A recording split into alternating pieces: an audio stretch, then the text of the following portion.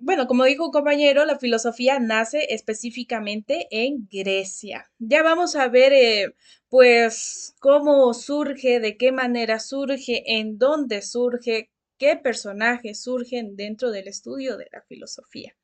Ya la filosofía occidental nace, como ya lo comentaron, en Grecia, pero pues esta filosofía nace específicamente en polis. Ya las polis son llamados ciudades o estados en ese tiempo. Grecia, chicos, antiguamente no es conocida así, por ejemplo, como una nación. No, antes, chicos, Grecia era la conformación de varias ciudades, nada más. Ya, Grecia era la conformación de varias ciudades.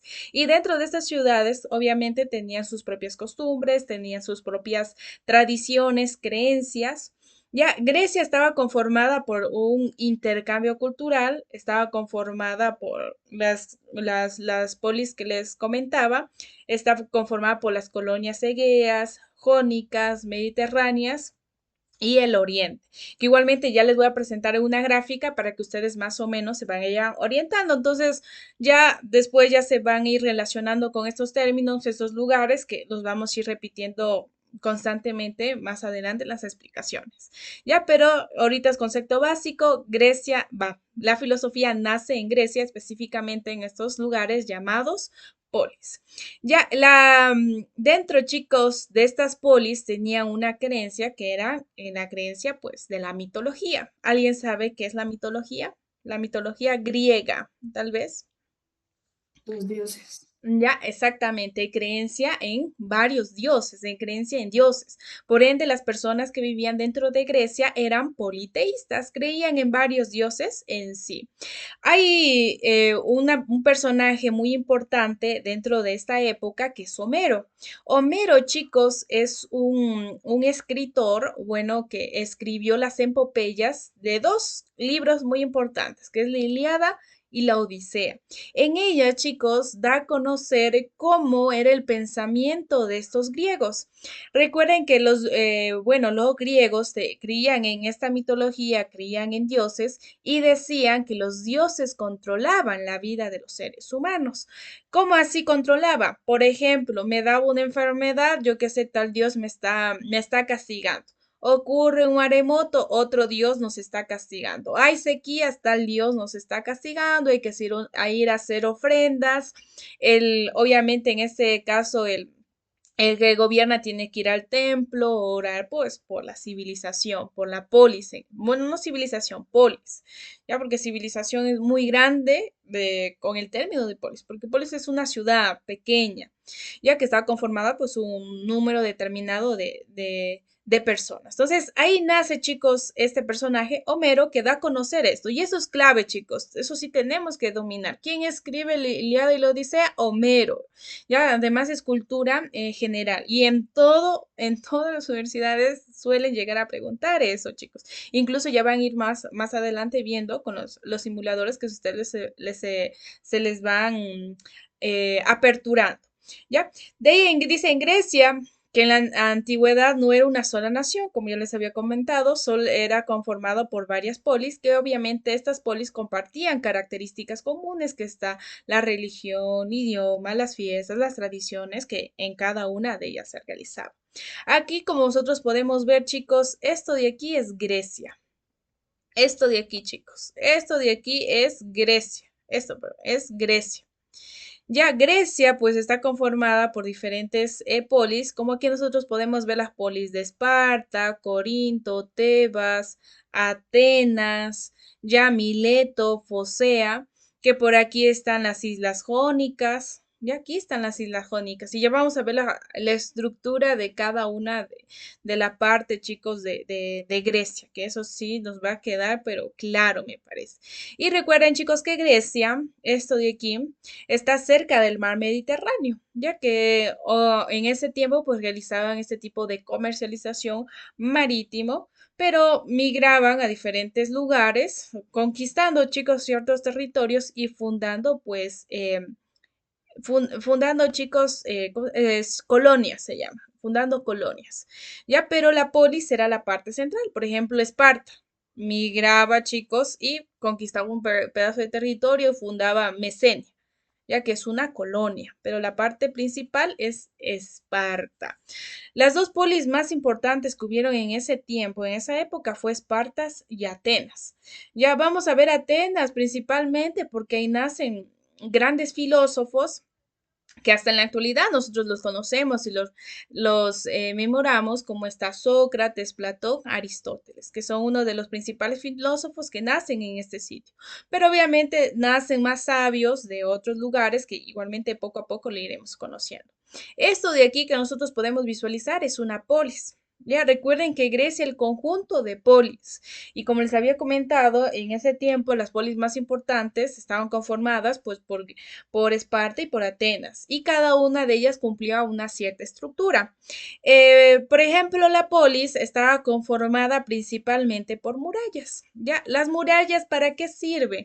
Para proteger a las personas que viven dentro de la polis. Recuerden que hablando un poquito de historia, cuando las personas eran nómadas, ellos viajaban en grupos, o sea, en pequeños grupos de personas para llevar a cabo esta protección. No pueden viajar, perdón, en una gran cantidad de grupo de personas porque es más difícil proteger. Entonces ellos viajaban en pequeños grupos de personas, pero ¿qué pasa? Durante la historia dejan de ser nómadas y se convierten en sedentarios. Cuando se convierten en sedentarios, se ubican en un solo lugar. Y cuando se ubica en un solo lugar, esa familia o esa grupa va creciendo y tienen que ver formas de proteger ese gran número de personas y por ende crean esas murallas. Ya cosa que las murallas sirven de protección y igualmente para las invasiones, para las conquistas que en ese tiempo pues ocurrían pues bastante. También tenemos, chicos, la parte de las viviendas, las casas, que son obviamente las casas en donde vivían las personas que pertenecían a ese polis. También tenemos la parte rural de los cultivos, en donde ellos sembraban, producían el alimento para satisfacer las necesidades de las personas dentro de la polis. Tenemos la ágora. La ágora, chicos, va a ser una parte fundamental dentro de filosofía.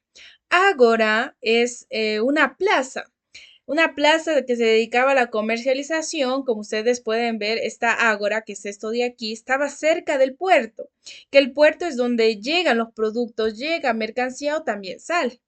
Pero esta ágora no solo tenía esa función de plaza, de intercambio o de comercialización, sino también tiene otra función muy importante que es realizar las asambleas, ya conversaciones, diálogos. Incluso muchos filósofos iban a estos espacios para intercambiar ideas, para conversar, dialogar en la ágora, que era un lugar como, por ejemplo, irme a una plaza, un parque, bueno, un parque tan, no así, pero una plaza para ir a conversar, salir, hablar, y así era la ágora. Ya, y muchos filósofos salían esta parte. También tenemos la Acrópolis, que la Acrópolis es la parte más alta de una polis, que ahí servía para almacenar los alimentos, los cultivos que se cosechaban y también para refugiarse en momentos de guerra. Ahí se refugiaban las mujeres, los niños, mientras que las personas que defendían las polis estaban acá abajo en las murallas, defendiendo pues obviamente a la civilización.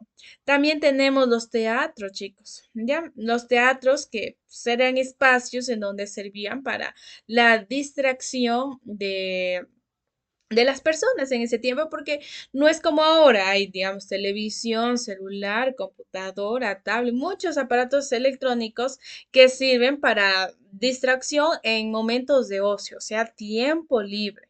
Mientras que en este caso no había esos recursos, no había esos aparatos tecnológicos. ¿Qué pasaba? Iban a los teatros, a cualquier evento que pues, se presentaba en ese momento, a los estadios a ver, chicos, las peleas con los gladiadores, con fieras, leones o gladiadores con gladiadores, competencias, ya para distraerse, y eso les gustaba bastante en esa época. Ver, también tenemos los templos. Los templos eran el lugar pues sagrado en donde se veneraba pues a los dioses que ellos creían. Ya eso. Pasemos.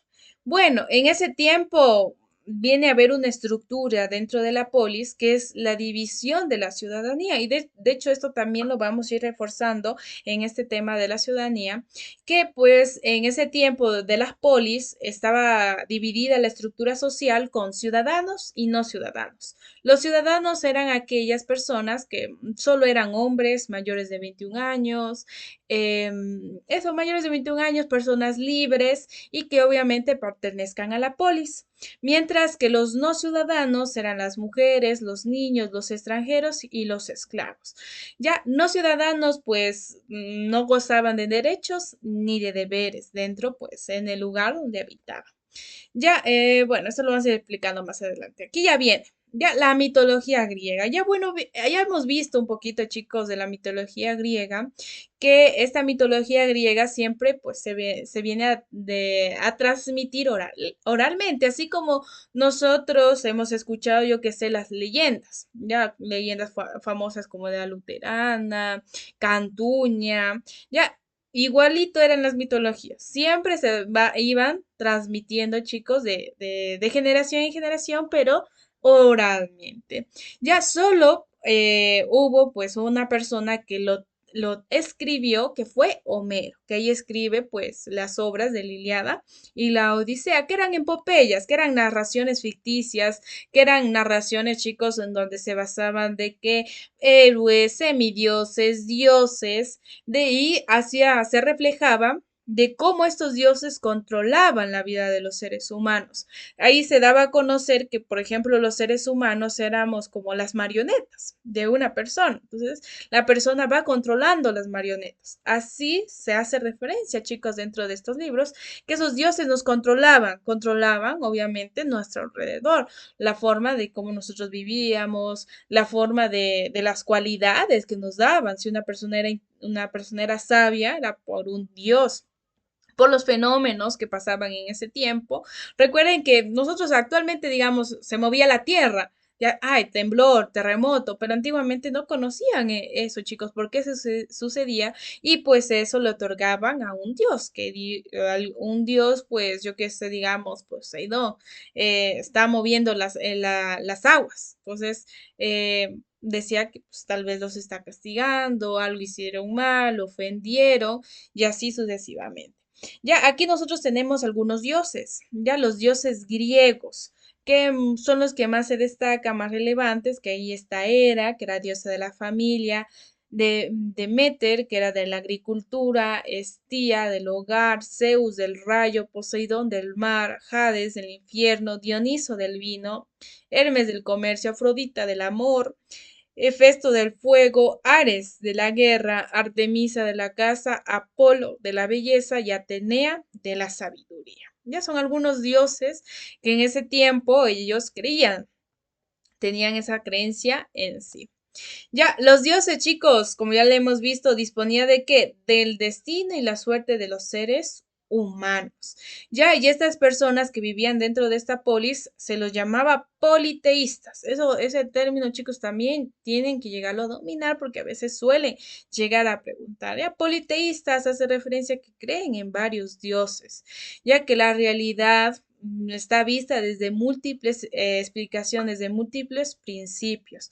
No había desde un origen en sí, sino desde varios, que tal Dios está provocando esto, el otro, así sucesivamente. Pero estas explicaciones de la mitología, pues dentro del ámbito filosófico, no satisfacía la razón, ya no satisfacía la razón porque eso eran creencias, ya cuentos, relatos que se tenía dentro de esta época. Y por ende, chicos, hay un periodo dentro de Grecia que es del mitos a logos. ¿Qué quiere decir del mitos a logos? De pasar a creer de la mitología a usar la razón. Logos es razón, chicos. Hay ese periodo en donde hay ese cambio. Dejan de creer en dioses, que los dioses controlan la vida y pasan a que utilizar la razón, a ver criterio, chicos, para satisfacer el raciocinio, la razón en sí. Ya este periodo, chicos, dice, pero a partir del siglo 7 antes de Cristo, algunos sabios, como los más conocidos son Tales, Anaximandro, Anaximedes, empezaron a abandonar esas creencias de los dioses y en cambio buscaron dar explicaciones de un discurso racional, o sea, un discurso, una idea ya basado en la razón, no en las normas ni en las creencias, sino en la razón. Ya, dice, este paso del mito a logos se puede ubicar geográficamente en Jonia, Asia Menor, entre otras razones, porque en ese lugar habían condiciones favorables. ¿Cómo así condiciones favorables? Esas condiciones que permiten dejar de creer en dioses. Recuerden, chicos, que no en todos los lugares, digamos, teníamos esta, o se tenía esa libertad de pensamiento, porque si yo que sé, se pensaba diferente o se actuaba diferente, las personas eran castigadas o incluso eran ahorcadas, decapitadas o declarados de cierto de origen porque iba contra los pensamientos, contra las normas de donde vivían, de las polis. Por eso, chicos, yo siempre digo, por eso la filosofía no es que nace en, yo que sé, en África, nace en América. No nace en estos lugares porque no habían estas condiciones que favorecían el surgimiento de utilizar la razón, porque básicamente ese es el inicio de la filosofía, dejar de tener esas creencias, esas ideologías y usar la razón, explicar en base a la razón. ¿Cuáles son esas condiciones que dieron ese paso de mitos a logos? Primerito es la libertad religiosa. ¿Qué hace referencia, chicos? La libertad de pensamiento. Recuerden que ellos creían en varios dioses, creían en varias divinidades en sí. Entonces, había esa libertad de pensar en cualquier ser en sí, Dios. Entonces, da esa libertad de que tengamos diversidad de pensamiento. Ya no era un pensamiento único, sino diverso. Otra característica que favorece, otra condición que favorece el surgimiento de la filosofía dentro de Grecia es el ambiente cosmopolita. ¿Qué quiere decir? Recuerden, chicos, que Grecia está ubicada cerca del mar Mediterráneo. Entonces, hay personas que viajaban por ese motivo de la comercialización, iban a otros lugares, iban a otras polis o colonias y se chocaban con realidades diferentes. Ellos, yo que sé, creían en otros dioses o el dios más importante era otro que no era perteneciente al de ellos. Entonces, comienzan a dudar, chicos, de ciertos aspectos en sí, que si tal vez el que los está gobernando en ese tiempo está diciendo la verdad, yo qué sé, tal dios que vieron en la polis, digamos, de Atenas, no hay acá en la polis de Esparta y comienzan a dudar, ¿será que nosotros sí estamos creyendo en los dioses verdaderos? ¿O por eso nos va tan mal en el lugar donde estamos viviendo? ¿O por eso, yo qué sé, siempre me pasa cosas negativas porque no estoy creyendo en dioses que tengo que creer? Entonces ahí viene a presentarse ese ambiente, comienzan a dudar, chicos. De ahí las confecciones de los primeros mapas. Aquí, ¿qué pasa? Por ejemplo, hay personas que quieren ir a conocer tal territorio que está ubicado en el mapa, van a ese territorio y no hay nada. Entonces comienzan a dudar de lo que se ha venido transmitiendo de generación en generación. Capaz que todo lo que se está dando a conocer es mentira y no es verdad. Entonces comienzan a dudar de eso, de la realidad. Y obviamente, chicos, la característica más importante para que surja la filosofía es el ocio.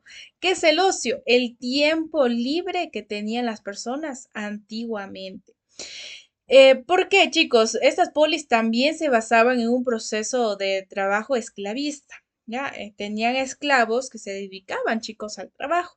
Y las personas que tenían obviamente dinero, riquezas, pues tenían esclavos que realizaban el trabajo en sí y ellos obviamente no tenían nada más que hacer. Entonces, ¿a qué se dedicaban? Pues a filosofar, a pensar, a buscar explicaciones a través de la razón. Entonces, esas son las cuatro características que favorecen el surgimiento de la filosofía o favorecen ese cambio de mitos a logos, a pasar a razonar, a encontrar explicaciones ya basadas en la razón. Ya, ¿cómo se origina la filosofía? La filosofía se origina en diferentes conceptos. Se origina en el asombro y la duda. El asombro es el origen, chicos, de la filosofía. Eso lo da a conocer, pues, la Karl Jasper, que es, chicos, las dos se complementan para que surja explicaciones basadas en la razón. Por ejemplo, digamos, yo me voy a un evento y en ese evento hay, yo que sé, un acto de magia. Ya comienzan a hacer magia. Y hay un truco que me asombró bastante. Me asombra, chicos, me llama la atención. ¿Y qué pasa? Comienzo a dudar, comienzo a preguntarme, ¿cómo haría? ¿Será verdad? ¿O cuál será el truco? Entonces comienzo a preguntar, porque para que nazca esa filosofía tiene que algo llamarme la atención, asombrarme, o si no, chicos, no va a haber ese origen de la filosofía. No comienzo a dudar. Si algo no me asombra, no comienzo a dudar, chicos. Si algo ya conozco, no dudo. Ya no dudo, pero si algo no conozco, algo me llama la atención, comienzo a preguntarme, comienzo a dudar. Entonces, eso menciona Karl Jasper, cómo se origina esa filosofía o cómo se originó en esos tiempos. Yo que sé, hubo una catástrofe, un maremoto. ¿Ya? Y se asombran, dicen, ¿por qué pasaría esto? ¿Debido a qué pasaría esto? O tal vez veían animalitos que salían del mar y comenzaban a preguntarse, ¿de dónde viene? ¿Ya? Entonces, eso, chicos, les asombra y de ahí vienen esas preguntas. Hay dos personajes que también reforzaron este concepto del origen de la filosofía, que es Platón y Aristóteles. Platón decía que la admiración es lo propio del filósofo. Y la filosofía comienza con la admiración. O sea, tiene que algo llamarme la atención para que comience a originarse filosofía. Porque como les digo, si algo no me llama la atención, no lo voy a investigar. Pero si algo me llama la atención, claro que lo voy a investigar. Hasta voy motivado a leer, voy motivado a practicar más que sea. ¿Ya? Entonces, eso mencionaba Platón, que la admiración es lo básico para que comience esa filosofía. Y mientras Aristóteles da a conocer que la admiración impulsa a los primeros pensadores a especulaciones filosóficas. O sea, ¿cómo así especulaciones? Preguntas, chicos. ¿Ya? La admiración provoca esas preguntas, provoca dudar, chicos. De ahí viene la duda. ¿Ya? Ahí viene la duda, chicos. Y uno de los grandes personajes que nosotros vamos a visualizar es René Descartes. Descartes es un filósofo que nos va a enseñar a dudar. Nos va a enseñar a dudar porque en algún punto de su proceso de filosofía, de originar conocimiento, comprobar ciertas cosas que demandaba dentro de su entorno, comenzó a dudar de su existencia. No sabía si existía o no. Ya comenzó a dudar de eso. Entonces, chicos, ahí nace una frase que igualmente más adelante ya lo iré explicando. La frase de René Descartes, que es pienso y luego existo. Ya que es una frase muy memorable, de, pienso, luego existo. Porque pues al momento de su punto de entrar en este proceso de la filosofía, comenzó a dudar de su existencia y dijo, si se puede dudar, se puede pensar. Y si se puede pensar es porque existo. Entonces, cada vez que yo pienso, estoy existiendo. Y a veces nosotros todo el día pasamos pensando, chicos, más que sea en qué voy a comer, a qué horas me voy a acostar, tantas tareas tengo que hacer o muchas cosas o problemas. Entonces, yo paso pensando todos los días. Entonces, cuando paso pensando, pues obviamente me mantengo en la existencia, existo. Pero ¿qué pasa cuando no pensamos? Ya, eso más adelante ya lo iremos analizando porque es un filósofo muy, chicos, brinda criterios muy interesantes que es muy pertinente pues analizarlo. De ahí, chicos, vienen las actitudes filosóficas. Son las preguntas que se han hecho a lo largo de la historia dentro de la filosofía y cada una de ellas nosotros vamos a entrar en su estudio. Lo primero que estudió la filosofía fue la realidad.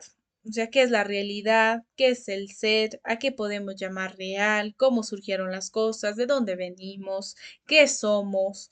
Eso es lo primerito que estudió la filosofía. Eso. La existencia, chicos, la realidad, el ser, de dónde surgimos, de dónde venimos, cómo estamos hechos. Eso estudia lo primero. Después, a lo largo del tiempo y poco a poco, yo ya voy marcando la diferencia para que ustedes más o menos se vayan dando cuenta. Después de un tiempo, ya comienza a estudiar qué es la verdad, a qué podemos llamar conocimiento, qué consiste el conocimiento. Y ahí nacen las corrientes de la nociología, epistemología, ya empirismo, racionalismo. Ya luego nacen pues preguntas, chicos, o otras preguntas que están dentro del estudio de la filosofía, cómo actuar. De ahí vamos a ver la ética, la moral, hedonismo, eudemonismo, que son las diferentes corrientes que se estudia dentro de la filosofía. Y la cuarta pregunta, que es ya casi lo último, ¿qué es lo bello? ¿A qué podemos llamar arte? Ya bello, belleza, que son cosas muy diferentes, chicos. Estética, armonía, que se viene a estudiar dentro todo eso viene a estudiar la filosofía. Todo lo que vemos aquí en estas cuatro preguntas estudia la filosofía y a lo largo del tiempo pues se ha dado a conocer eso. Ya, ahora sí, ¿qué será filosofía, chicos? ¿Qué entendemos por filosofía? ¿Alguien tal vez? ¿Algún conocimiento por ahí? No importa si nos equivocamos. ¿Qué entenderemos por filosofía? ¿Qué será la filosofía? Es la manera de entender las cosas. Ya, la manera de entender las cosas. ¿Alguien más tal vez? ¿Otro criterio diferente a nuestra compañera? Nuestra forma de pensamiento y razonamiento acuerdo a un tema que no estemos de acuerdo en la sociedad. Ya, ya, acuerdo un pensamiento, ajá. Vamos a ver, vamos a ver qué realmente es filosofía. Una cosa, chicos, un concepto preciso de filosofía no existe, ¿ya? Porque dentro de la filosofía, eso consiste en filosofar, ¿ya? La filosofía no es que tenemos un concepto preciso de ese término o de otros términos en sí, porque recuerden, chicos, que antiguamente, como dice, si no estamos de acuerdo de algo, pues nacen otros conceptos más. Y hay varios conceptos de filosofía, así que un concepto preciso no hay dentro de filosofía, ya porque diferentes filósofos, diferentes personajes dan su propio concepto de filosofía. Pero filosofía, chicos, lo que sí no va a variar es el origen, o sea, la etimología, la causa, la raíz de esta palabra. Filosofía, chicos, filo significa amor y sofía significa sabiduría. En sencillas palabras, etimológicamente, chicos, etimológicamente, filosofía significa amor al conocimiento. O como dice, el amante de la sabiduría, o sea, amor a conocer, hambre, chicos, de conocer, de investigar, eso. Por ende, chicos, todos podemos llegar a ser filósofos en algún momento de nuestra vida. Sí, ¿Ya? ¿Ya? ¿Alguien más? ¿Podemos llegar a ser filósofos? Aquí nos dice David, la ciencia de preguntarse del porqué de las cosas. Claro, correcto. Ujú. Ya, yo respondiendo a la pregunta aquí, ¿todos los humanos pueden llegar a ser filósofos? Ya por ahí nos dijeron sí, sí podemos llegar a ser filósofos.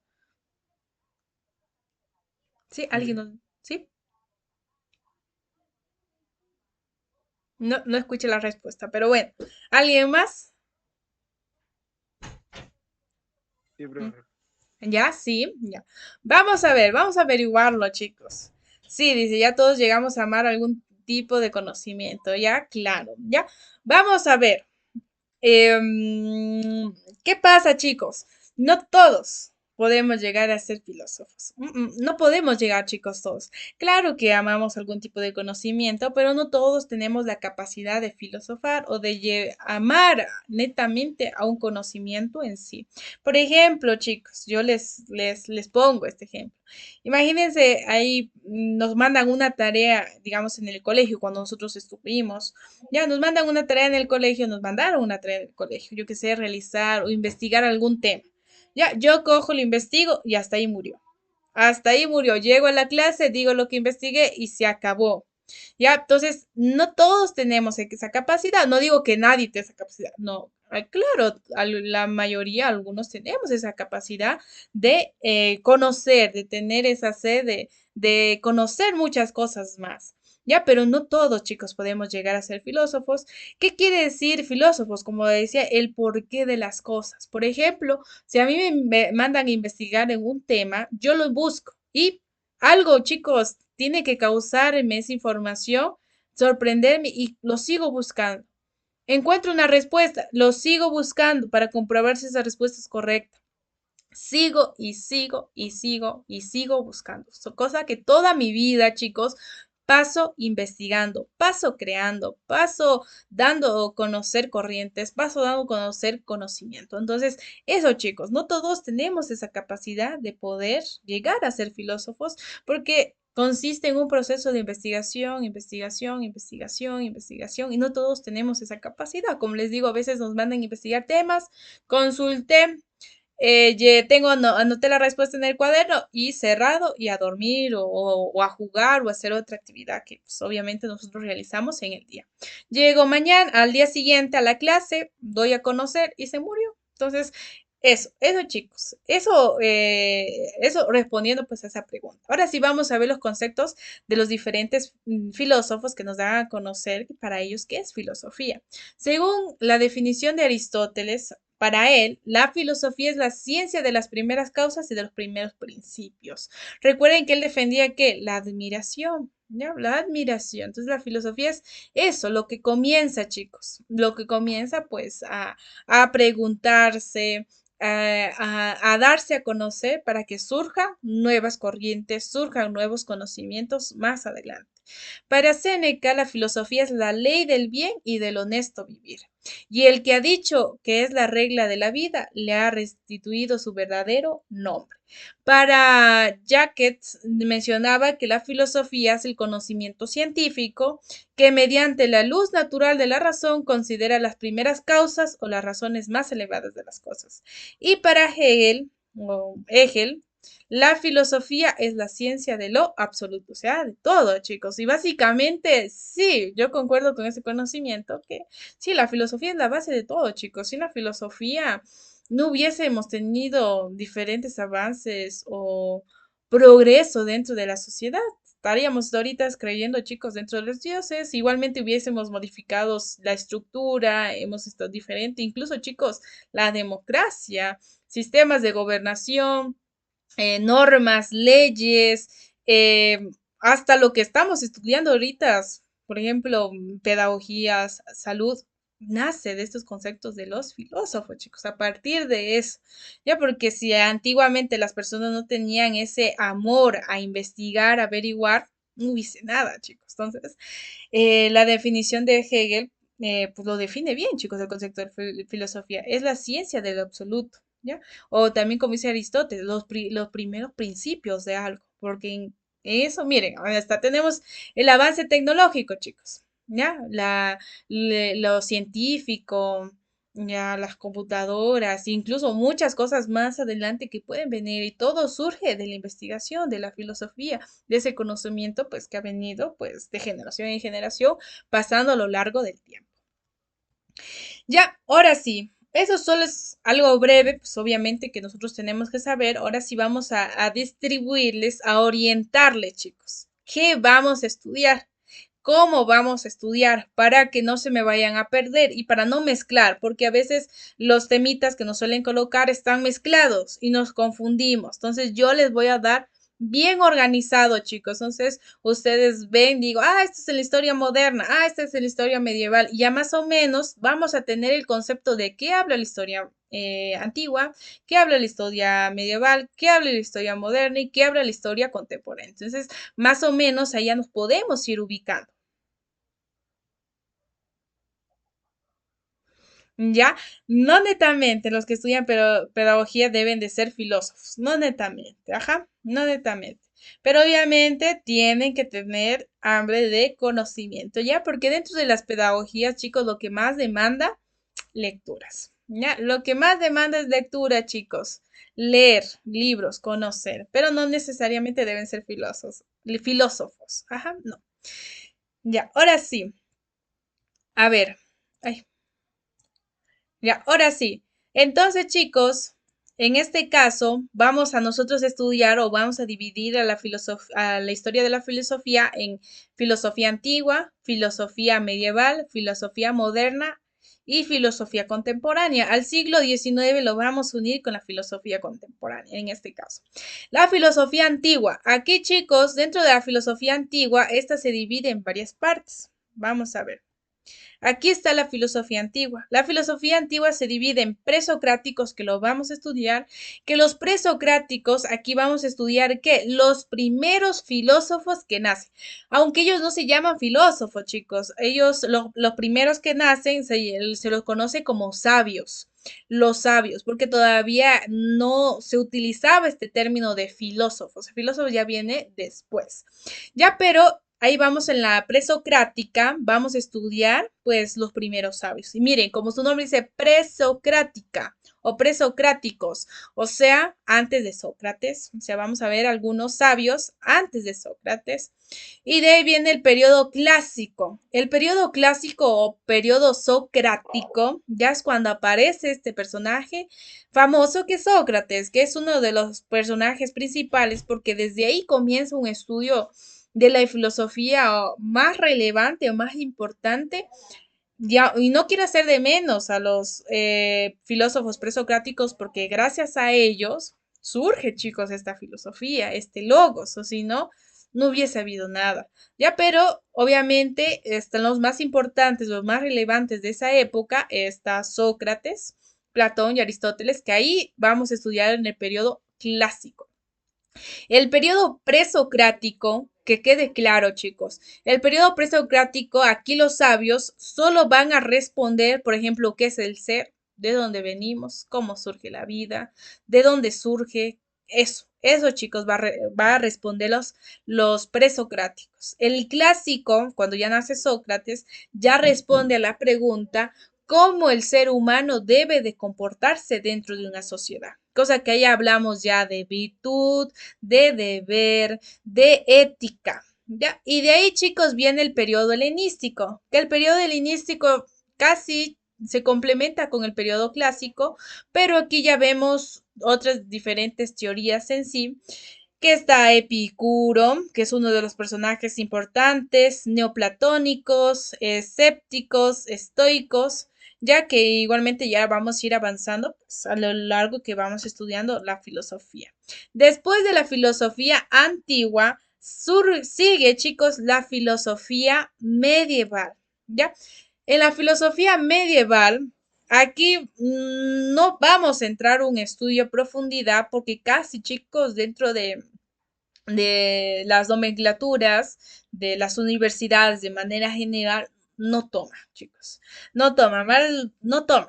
Pero para que ustedes más o menos tengan una idea, la filosofía medieval básicamente se basaba, chicos, en Dios. Ya, eso era. Ya, porque aquí nacen diferentes padres. Los filósofos son, bueno, los padrecitos se vuelven filósofos. Y ahí uno de los más importantes está por aquí San Agustín, que da a conocer, chicos, esto de la Santa Trinidad. ¿Sabemos qué es la Santa Trinidad, tal vez? Sí, ¿Ya? sí. Sí, ¿qué es la Santa Trinidad? Vamos a ver qué dice. Padre, Hijo y Espíritu Santo. No sé cómo es. Ujú, el Padre, el Hijo y el Espíritu Santo. Ajá, San Agustín tiene una historia muy interesante porque no es que era creyente, chicos. No era creyente. Pero a lo largo del tiempo, por lo que pasa, ¿cómo se llama? Él da se vuelve creyente, chicos, dentro de la religión. Y básicamente aquí la filosofía se basa, pues, en esta ideología de un Dios, porque aquí nace, chicos, o viene el siglo I, el nacimiento de Jesucristo, ¿ya? El nacimiento de una nueva religión. Y por ende aquí, la filosofía medieval, muchos filósofos son padres. Ya, los filósofos son padres. Ya hasta en la actualidad, chicos, para entrar a este proceso del sacerdocio tienen que estudiar filosofía. Ya, entonces, eso. Aquí San Agustín, como les digo, habla de esto de la Santa Trinidad porque él quería entender eso, cómo en la Santa Trinidad puede caber tres cosas, con el Padre, el Hijo y el Espíritu Santo. Él no entendía cómo en un ser, ya están tres cosas, tres personas, ya el Padre, el Hijo y el Espíritu Santo. No sabía, él quería entender cómo en ese ser están estas tres características en sí. Y él, bueno, da esta historia de San Agustín que decía pues que él salió a la playa y, ¿cómo se llama? A lo lejos de la playa había un niño que estaba haciendo un agujero en la arena. Y después, con un botecito, él cogía el agua del mar, corría y lo ponía en el agujero.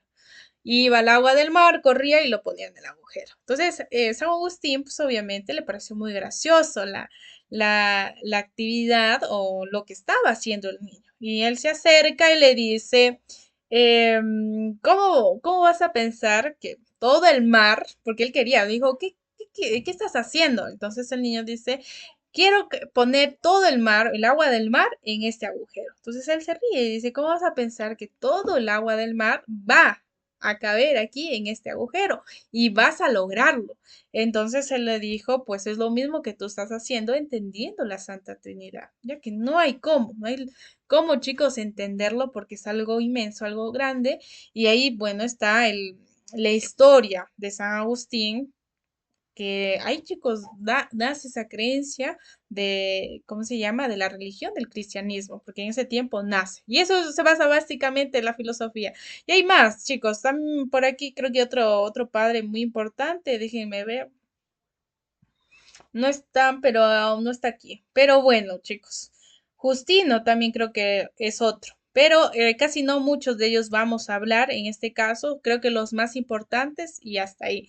Pero la filosofía, chicos, medieval es la donde se basa básicamente en este pensamiento, este criterio de Dios, de esta ideología en sí. Y de hecho, la filosofía medieval, después de ella, ¿qué viene? La filosofía moderna. Pero en la filosofía medieval, a finales, como nosotros podemos ver, hay este periodo del Renacimiento, que eso sí se lo estudia, chicos. El Renacimiento, pero el Renacimiento no se da en solo en la filosofía medieval, sino se da un poco en la filosofía medieval y un poco en la filosofía moderna, este Renacimiento. Este Renacimiento es la etapa, chicos, del cambio de la filosofía medieval a la filosofía moderna. Dentro de la filosofía moderna, nosotros vamos a estudiar sus pensamientos de racionalismo, empirismo, idealismo, utilitarismo, determinismo, indeterminismo y otros conceptos más dentro de este ámbito, pues filosófico. Ya, eso. Y de aquí de la filosofía moderna, chicos, ya más es el estudio ya de esto, chicos, de qué es lo ve, no, aquí todavía no, que es, por ejemplo, cómo el ser humano debe comportarse. Y aquí se recupera la historia antigua, la filosofía antigua. La filosofía medieval queda a un lado, chicos. Queda a un lado, queda atrás y se vuelve a recuperar en la edad moderna la filosofía antigua. O sea, se vuelve a recuperar los pensamientos de Sócrates, Platón, Aristóteles, y por eso aquí otra vez nace ese estudio de cómo el ser humano tiene que comportarse en la sociedad. Aquí también estudian, chicos, por ejemplo, de dónde surge el conocimiento, cómo surge el conocimiento, y nacen muchas corrientes más. Ya, y el último, que es la filosofía contemporánea. ¿Qué es la filosofía contemporánea? Déjenme ver. Así se estudia. Sí, un poquito se estudia la filosofía contemporánea, por ejemplo, los valores. Ya que el término de los valores tienen un significado diferente y vamos a ir estudiando eso. ¿Qué más? Los valores, lo bello, la armonía, se viene a estudiar. En este caso, chicos, porque aquí está este personaje que habla de los valores, ya de la teoría subjetivista, objetivista. Mire, Friedrich, de la moral empírica, racional, que ya vamos a ir observando dentro de la filosofía contemporánea. Ya, eso, chicos, dentro de historia, nada más. Ahora sí, vamos a empezar abordando ya el estudio de la filosofía antigua. Ya visto lo que vamos a estudiar de manera general. Ahora sí, vamos a estudiar, chicos, la filosofía antigua. La filosofía antigua, en este caso, netamente nos vamos a ir a ubicar en la filosofía presocrático, o sea, antes de Sócrates. Recuerden, chicos, que dentro de estas polis, civilizaciones no, civilización de Grecia todavía no era, sino se llamaba polis. El conjunto de polis, chicos, que formaban Grecia tenían sus propias creencias. Y como ya lo habíamos visto, que la realidad, o sea, cada cosa que pasaba, un temblor, un maremoto, ellos explicaban que era ocasionado por qué, por dioses y los daban a conocer a través de mitos. Ya, pero a partir, chicos, las fechas en algunas universidades son muy importantes, así que vayamos anotando. En la antigua Grecia, a partir del siglo VI antes de Cristo, empezó a emplearse una forma nueva, chicos, de responder a cuestiones que comúnmente las personas dentro de esta polis se realizaban. Pero no, chicos, dentro de explicaciones de mitologías, de mitos, sino explicaciones de un origen único basado en qué? En la razón.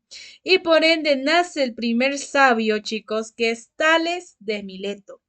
Tales de Mileto mencionaba que el origen de la vida surgía de un elemento primordial que era el agua, que de ahí surgía la vida, del agua. Yo que sé, chicos, Tales de Mileto, Mileto, bueno, Tales de Mileto, o sea, Mileto no es el apellido, sino es el lugar donde nació. Ya antiguamente así se venían a dar a conocer, chicos. Ya que bueno, le consideremos el apellido, pero hace referencia al lugar donde nació. Ya, Tales de Mileto, chicos, él decía del agua. Yo que sé, Tales de Mileto se sentaba, observaba y veía, chicos, recuerden que ellos estaban cerca del mar Mediterráneo y veía todo mar, mar, mar, todo agua. Entonces dijo, pues, la base, chicos, de la vida es el agua es fundamental para que surja la vida. Yo que sé, también veía animalitos saliendo del mar, yo que sé, las tortugas, ¿ya? Y otros animalitos más que salían del agua. Entonces decía, pues capaz que salen estos animalitos, se adaptaron aquí en la Tierra y pues de ahí surgimos los que estamos aquí. Ya recuerden, chicos, que son especulaciones que se consideran que posiblemente pensaba pues Tales de Mileto. Recuerden que no se puede afirmar nada porque no estuvimos en esa época, pero son estudios que se han venido transmitiendo pues de generación en generación. Incluso, chicos, Tales de Mileto decía que la Tierra es como una tabla encima del mar. O sea, Mileto, que era la polis de él, decía que estaba ubicada como encima del mar, como una tabla. Por eso, cuando se movía la tierra, ¿qué pasaba? Se movía la tierra, era porque las olas o los movimientos del agua, chicos, del mar. Entonces él ya dio esa explicación, no era por Poseidón, no era por Poseidón, sino que decía, es que en Mileto está como una tabla encima del mar. Ya entonces, por ende, hay olas fuertes y hacen que se mueva la tierra. Aunque chicos, no son explicaciones que nosotros los aceptáramos ahorita, porque digo, un temblor, un terremoto es por el choque de las placas tectónicas, porque nosotros ya sabemos, gracias al conocimiento, a la búsqueda de dar explicaciones al porqué de las cosas. Entonces, pero ya son primeras teorías, chicos, que dejan a un lado la creencia de dioses, porque ya dijo, lo fundamental es el agua. Ya, y el último que vamos a estudiar, ya chicos, es de Anaxímedes de Mileto. Él vuelta decía, el aire es elemento muy importante, chicos, de la vida. Yo que sé, tal vez dijo, si dejo de respirar, me muero. O sentía brisa que le tocaba la cara, o veía algo, chicos. Anaxímedes que dijo, la vida surge del aire. Ya, eso chicos, hasta el día de hoy. Ya nos estaremos viendo la próxima clase dentro de filosofía. Que tengan una bonita tarde, bueno, una bonita noche, chicos. Que les vaya muy bien las siguientes clases. Cuídense. Bye. Ujú. Gracias, Lizen. Ya.